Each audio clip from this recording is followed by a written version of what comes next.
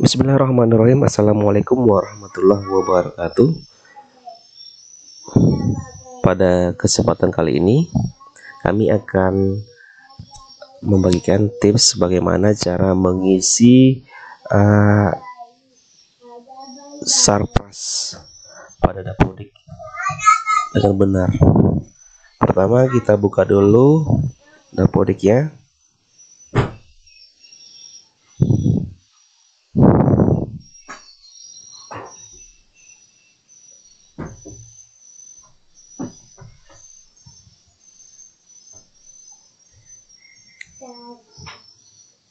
Pada menu sarpras, pertama yang harus kita lakukan itu ialah mendaftarkan tanah. Karena dasarnya adalah tanah, kemudian kita daftarkan ini. Pengisian tanah ini berdasarkan surat tanah yang dimiliki oleh sekolah. Kita isi berdasarkan nomor sertifikat yang ada, panjang, lebar, luas, kemudian kepemilikan. Karena kebetulan sekolah kami sudah kami buat sertifikatnya. Dan kunci pengisian sarpras sebenarnya ada pada bangunan pada tanah sekolah SD Muhammadiyah 010 Teres di bawah ini.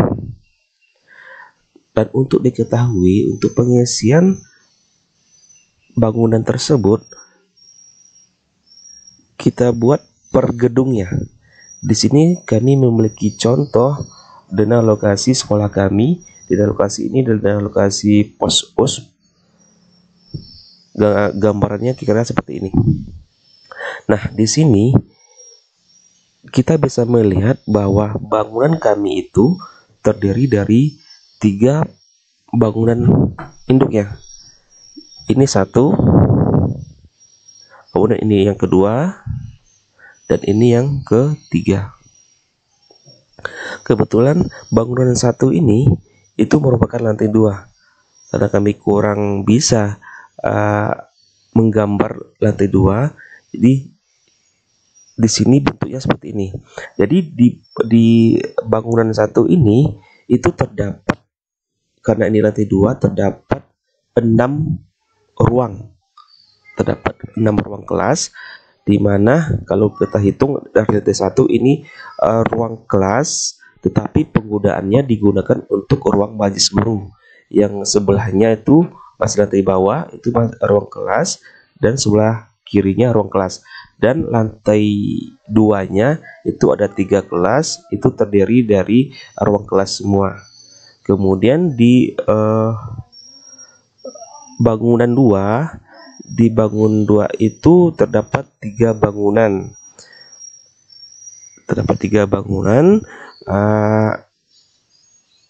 Dan hanya lantai 1.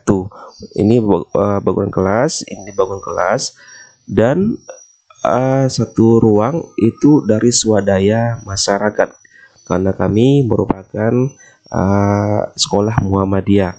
Bangunan ini dibangun oleh masyarakat.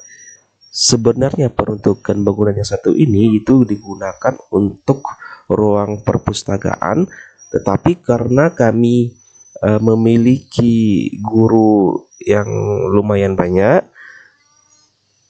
sehingga untuk kepala sekolah dan tata usahanya tidak bisa kami gabung di ruang kelas. Jadi terpisah ruangnya untuk TU dan kepala sekolah.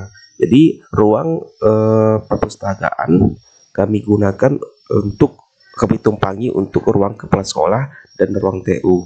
Dan satu lagi ini bangunannya, ini bangunan untuk ruang kelas 1A sama 1B. Artinya kalau kita lihat di sini, kami memiliki 3 bangunan dasar, yaitu bangunan 1 yang ini kami anggap ini bangunan 1, ini bangunan 2, dan ini bangunan 3. Oke, kita kembali ke Dapodik tadi.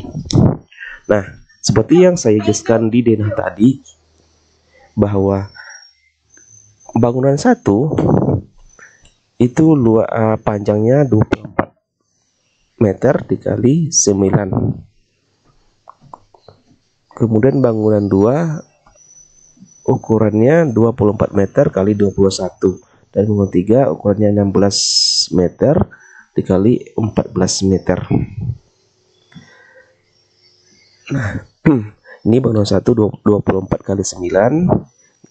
Ini contohnya 24 kali 9. Kemudian bangunan 2 itu 24 kali 21. Ini dia bangunan 2. Dan bangunan 3 16 kali 14. Nah, ini dia. Ada 2 kelas di sini. Kemudian setelah kita daftarkan bangunannya di menu tanda dan bangunan, kemudian kita rincikan lagi di ruang. Setelah kita daftarkan di sini, kita rincikan di bagian ruang. Nah, di sini kelihatan bahwa bangunan yang kita daftarkan tadi itu ada bangunan 1, bangunan 2, bangunan 3. Nah, kemudian kita klik ikon tambah ini.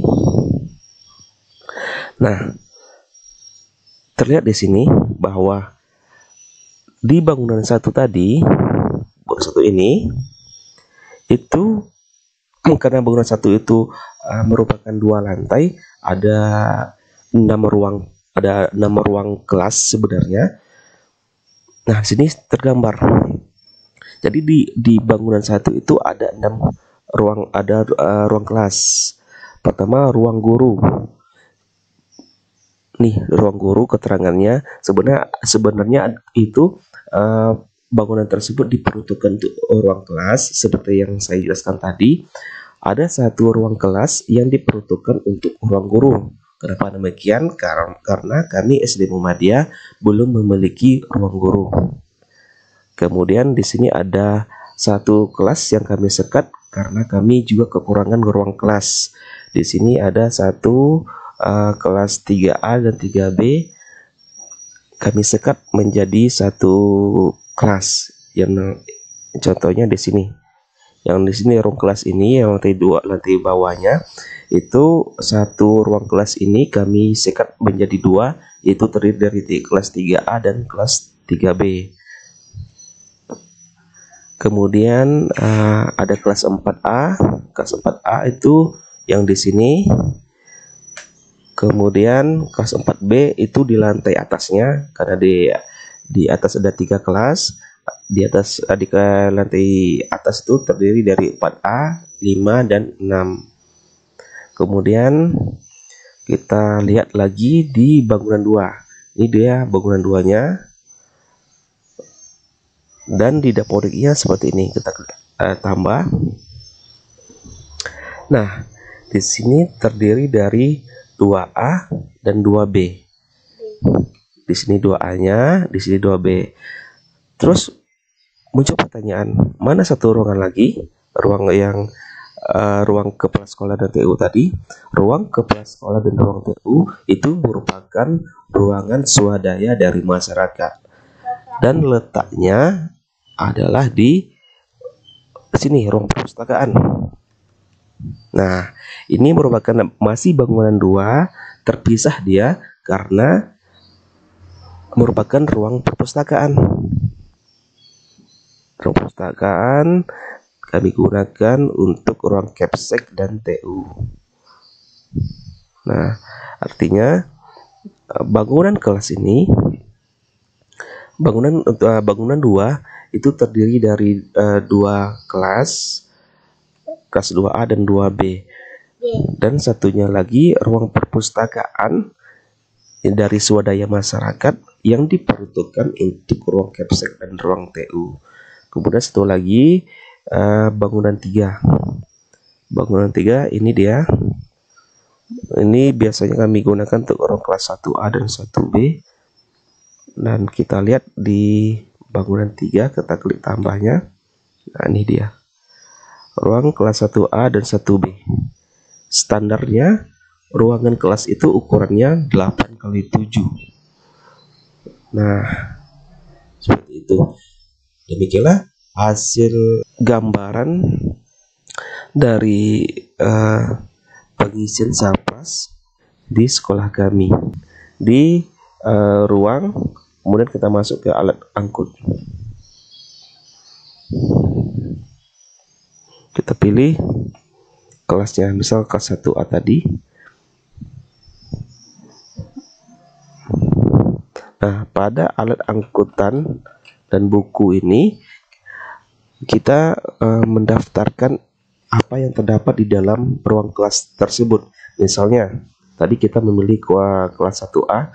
Di sini di kelas 1A memiliki jam dinding, kemudian memiliki kursi guru,